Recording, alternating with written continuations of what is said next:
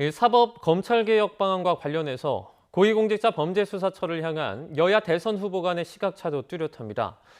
이재명 후보는 역량 강화, 윤석열 후보는 폐지까지 검토인데요.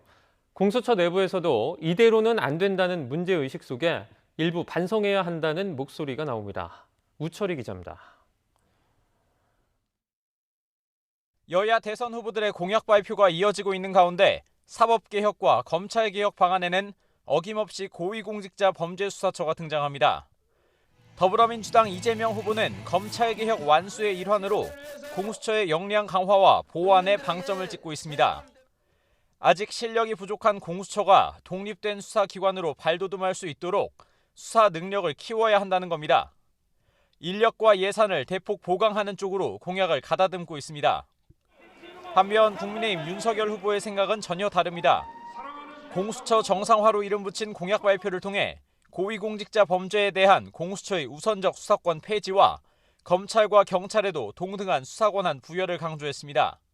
나아가 공수처가 사건을 뭉개거나 정치적으로 편향되는 등 문제점이 계속될 경우 폐지까지 추진하겠다는 입장입니다. 다만 공수처 개혁이든 폐지든 모두 입법으로 결정해야 할 문제인데 열쇠를 쥐고 있는 건 현재 다수 의석을 차지하고 있는 민주당입니다. 공수처를 둘러싼 여야 대선 후보의 처방은 언뜻 보면 극과 극인데 따져보면 진단은 같은 것 아니냐는 평가도 나옵니다. 어찌 됐든 공수처를 지금 이대로 둬서는 안 된다는 겁니다.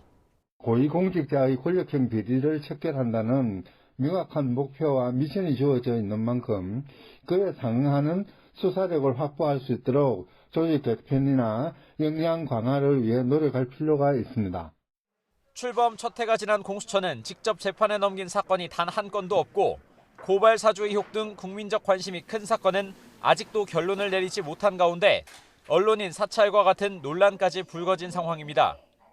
여야 대선 후보들의 공약에 대해 공수처 관계자는 선거 과정에서 왈가왈부할 사안은 아니라면서 다소 예민한 반응을 보였습니다. 다만 공수처 내부에서는 스스로 반성하는 계기로 삼을 필요가 있다는 목소리도 일부 있는 것으로 전해졌습니다.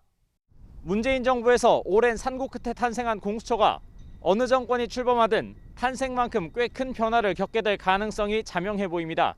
YTN 우철입니다.